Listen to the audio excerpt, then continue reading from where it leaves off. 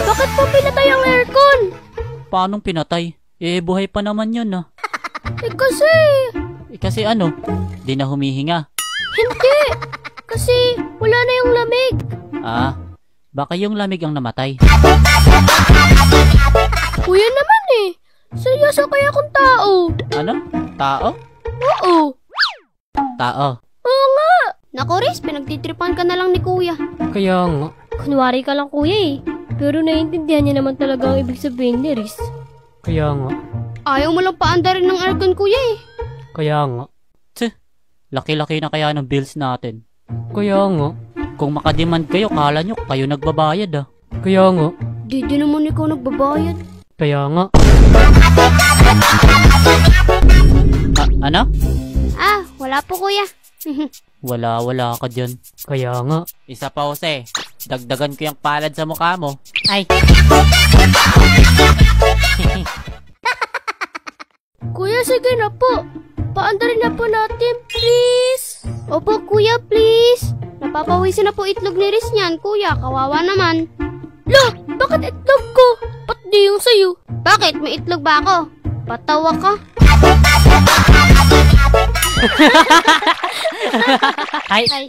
Bahala kayo dyan.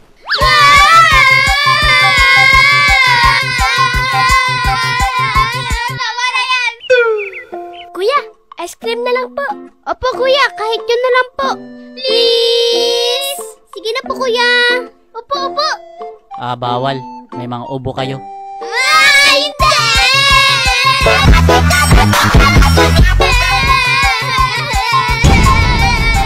Tahimik! Ang ingay. Mabuti pa, mag-init na kayo ng tubig doon. Para saan naman, kuya? Magluluto ako ng pancake. Yay! Wow. Tapos pang partner mo dun, kape? Nope. Ano pala? Milo.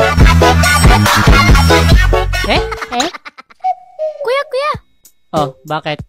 Gagawin mo ba yung chocolate flavor? Anong chocolate flavor? Sabi ko po, chocolate flavor. Oo. Yay! Chocolate! Tara na po, kuya. Okay, tara.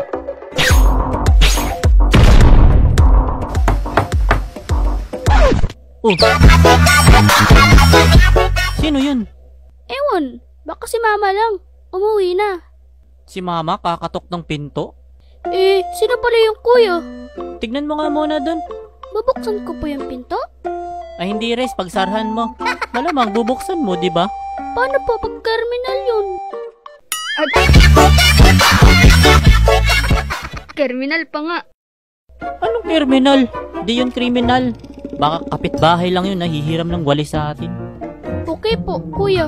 Go na. Kabado ka masyado eh.